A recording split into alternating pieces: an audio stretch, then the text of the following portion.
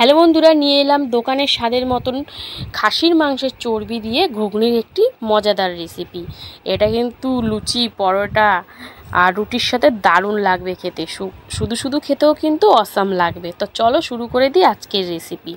তো প্রথমেই আমি এখানে মটরটা 3-4 ঘন্টা মতন ভিজিয়ে রেখেছিলাম।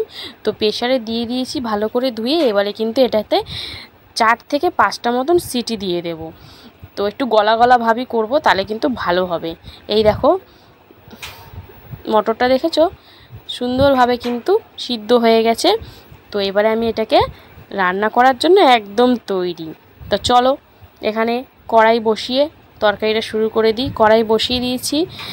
আর যেহেতু আমি সাদা তেলেই রান্না করি, তোমরা জানোই, যারা যারা আমারকে ফলো করো দেখতেই পাবে। তো তেলটা দেখো গরম হয়ে গেছে। এবার এতে তেজপাতা আর দিয়ে দেবো জিরে ফোড়নে। তো এটা একটু ফোড়নটা ভাজা ভাজা মতন হলেই এরপরে আমি এতে দিয়ে দেবো পেঁয়াজ কুচি। একদম দোকানের স্বাদের মতন কিন্তু পাবে। আর খাসির মাংসের যে চর্বিটা, ওটা দিলে তো একদম ঘুগনির স্বাদ দ্বিগুণ হয়ে যায়। তোমরা যারা যারা খেয়েছো তারা তারা তো জানবেই। আর যারা যারা কোনো দিন ট্রাই করোনি তারা অবশ্যই একবার ট্রাই করবে, খুব ভালো লাগে।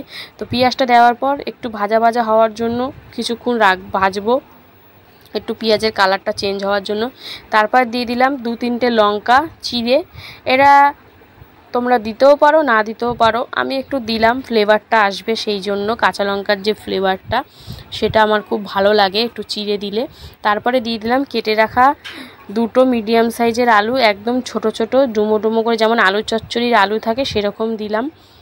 তো আলুটা আবার ভেজে নেব 1-2 মিনিট মতন। এই দেখো আলুটা ভাজা হয়ে গেছে। এবারে আমি এতে কিছু মশলা অ্যাড করব।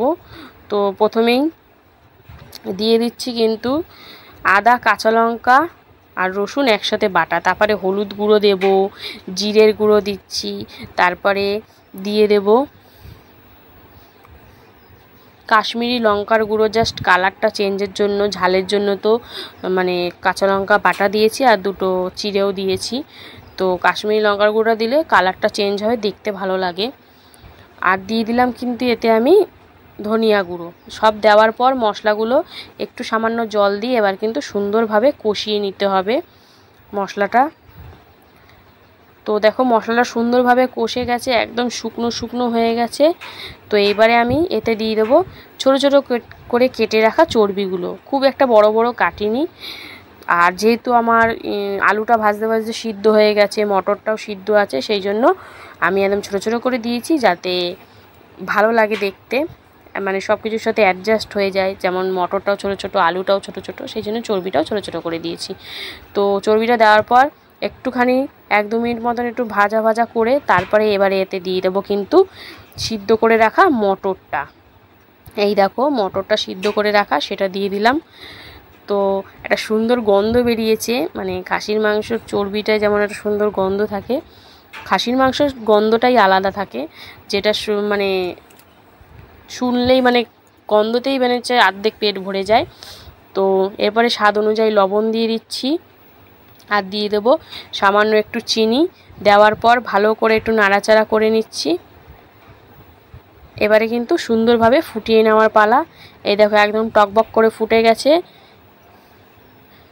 আর চর্বিগুলো কিন্তু দেখাও যাচ্ছে, তোমরা দেখতে পাচ্ছ কি না বুঝতে পারছি না, কিন্তু দেখো দেখা যাচ্ছে। এরপরে এতে দিয়ে দিচ্ছি গরম মশলা গুঁড়ো, দিয়ে ভালো করে নাড়াচাড়া করে নেব। আমাদের খাসির চর্বি দিয়ে ঘুগনি কিন্তু একদম রেডি। একটু খুব বেশি ঝোল করিনি, একটু ঝোল ঝোল না রাখলে আবার খেতে অসুবিধা। এই দেখো কেমন ঝোল রেখেছি, একদম গামাখা গামাখা ঝোল। তো এবারে কিন্তু গ্যাসের ফ্লেমটা অফ করে নামিয়ে নেওয়ার পালা। এটা তোমরা লুচি, পরোটা, রুটির সাথে কিন্তু অসাধারণ লাগবে, আর শুধু শুধুও দারুণ লাগবে। তো এই দেখো রেডি হয়ে গেছে আমাদের চর্বি দিয়ে ঘুগনি রেসিপি। তো ভিডিও ভালো লাগলে অবশ্যই লাইক, কমেন্ট, শেয়ার করো। আর এরকম নতুন নতুন ভিডিও রেসিপি পেতে অবশ্যই আমার পাশে থেকো। দেখো চর্বিগুলো কি সুন্দর জেগে জেগে রয়েছে, এগুলো মুখে পড়লেই একদম গলে যাবে, ফিনিশ হয়ে যাবে। তো নেক্সট রেসিপির জন্য পাশে থেকো। টাটা।